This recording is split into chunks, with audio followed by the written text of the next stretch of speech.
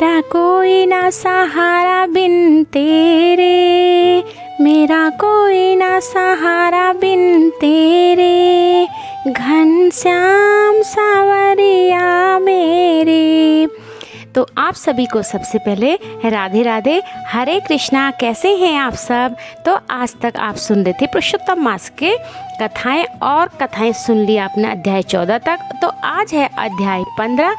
तो अधिक मास की आप सभी को ढेर सारी शुभकामनाएं। तो चलिए आप सभी को कथा श्रवण करवाते हैं अध्याय 15 की।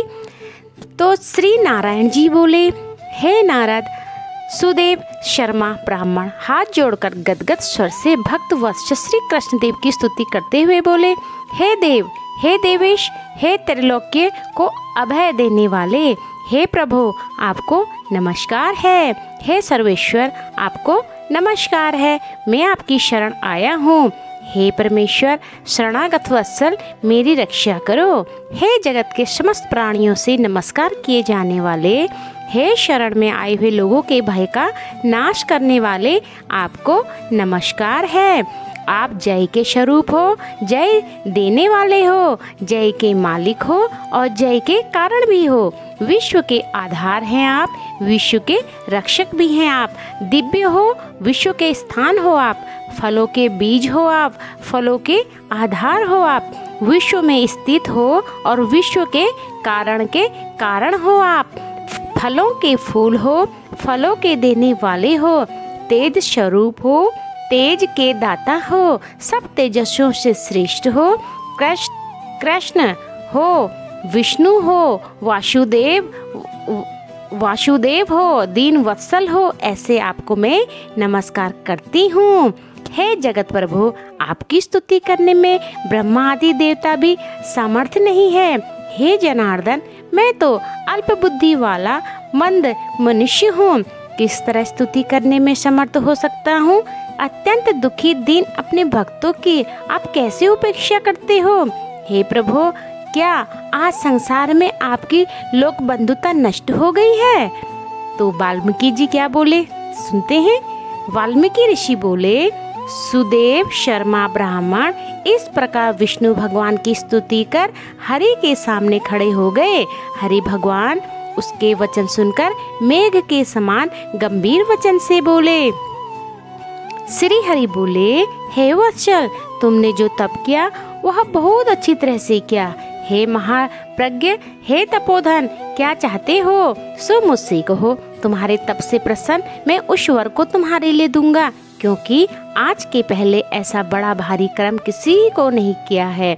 सुदेव शर्मा बोले, हे नाथ, हे दीनबंधो, हे दयानिधे, यदि आप प्रसन्न हैं तो हे विष्णु, हे प्राण पुरुषोत्तम, कृपा कर आप मेरे लिए सत्पुत्र दीजिए। हे हरे, पुत्र के बिना शूना यह गृहस्थाश्रम धर्म मुझको प्रिय नहीं लगता। इस प्रकार हरि भगवान सुदेव शर्मा ब्राह्मण के वचन को सुनकर बोले। तो क्या बोले, सुनते हैं। श्री हरि बोले, भगवान बोले, हे द्विज, पुत्र को छोड़कर बाकी जो ना देने के योग्य है उनको भी तुम्हें दे दूंगा, क्योंकि ब्राह्मणों ने तुम्हारे लिए पुत्र का सुख नहीं लिखा है। मैंने तुम्हारे भाल देश में रहने वाले समस्त अक्षरों को देखा, उसमें 7 जन्म तक तुमको पुत्र का सुख नहीं है। इस प्रकार वज्र प्रहार के समान निष्ठुर हरि भगवान के वचन को सुनकर जड़ के कट जाने से वृक्ष के समान वह सुदेव शर्मा ब्राह्मण पृथ्वी तल पर गिर गए। पति को गिरे हुए देखकर गौतमी स्त्री अत्यंत दुखित हुई और पुत्र की अभिलाषा से वंचित अपने स्वामी को देखती हुई रुदन करने लगी। कुछ समय बाद धैर्य का आश्रय लेकर गौतमी स्त्री गिरे हुए पति से बोली। गौतमी बोली, हे नाथ, उठिए उठिए, क्या मेरे वचन का श्रवण नहीं करते? ब्रह्मा ने भाल देश में जो सुख दुख लिखा है वह मिलता है। रमानाथ क्या करेंगे? मनुष्य तो अपने किए कर्म का फल भोगते हैं। अभागे पुरुष का उद्योग मरणासन पुरुष को औषध देने के समान निष्फल हो जाता है। जिसका भाग्य प्रतिकूल मतलब उल्टा है, उसका क्या हुआ? सब उद्योग व्यर्थ होता है। समस्त वेदों में यज्ञ, दान, तप, सत्य, व्रत आदि की उपेक्षा हरि भगवान का सेवन श्रेष्ठ कहा है, परंतु उससे भी भाग्य बल श्रेष्ठ है। इसीलिए हे भूशुर, सर्वत्र से विश्वास को हटाकर उठिए और शीघ्र देव का ही आश्रय लीजिए।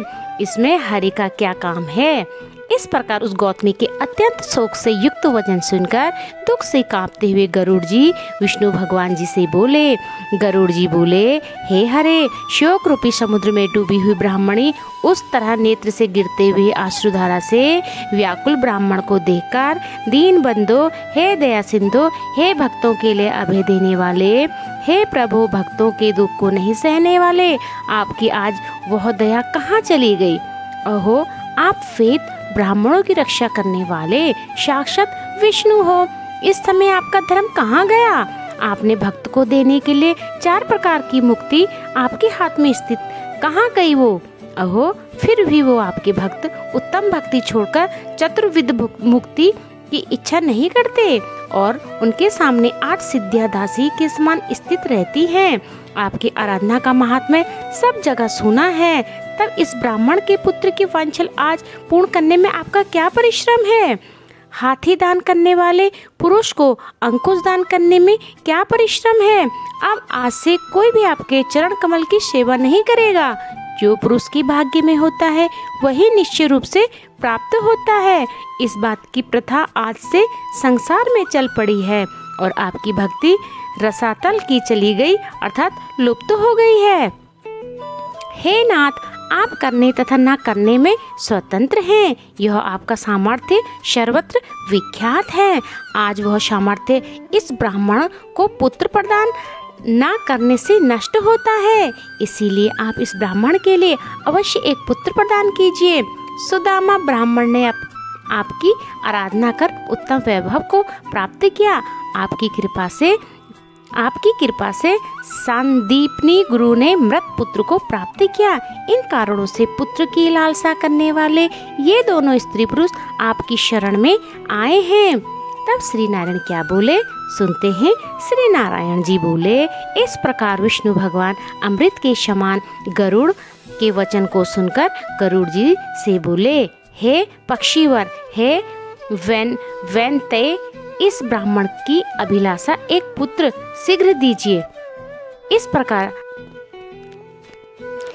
प्रकार अनुकूल हरि भगवान के वचन सुनकर गरुड़ ने अत्यंत प्रसन्न चित्त होकर उस पृथ्वी के देवता दुखित ब्राह्मण के लिए अनुरूप सुंदर पुत्र को जल्दी से दे दिया। तो इस तरह अध्याय 15 यहीं पे समाप्त होता है। तो फिर आपके लिए लेके आएंगे अध्याय 16 में कि आगे क्या हुआ ब्राह्मण का।